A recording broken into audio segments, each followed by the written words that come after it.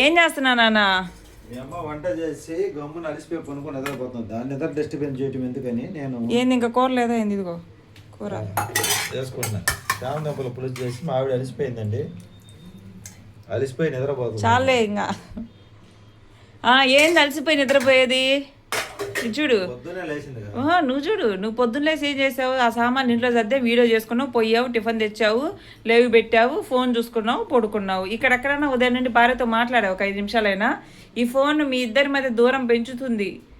ముసలోళ్ళైనా సరే మిథునమా ఏదో సినిమా చూడు, ఆయనది బాలసుబ్రహ్మణ్యంది, భార్యాభర్తలు ముసలోళ్ళ దాకా కనీసం రోజులో ఒక అరగంట నా అమ్మకి టైం ఇస్తున్నావు మాట్లాడడానికి?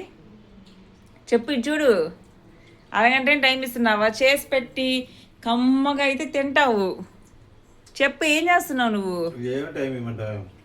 ఎప్పుడు లైవ్ పెట్టుకోవడం, ఫోన్లు చూడడం. చిన్న పిల్లోడు నయ్యి నీకన్నా, నర్సరీ పిల్లోడు. ఏం ఫోన్ వాడుతుండో ఏమో. ఇంత కూర అలా ఉంది.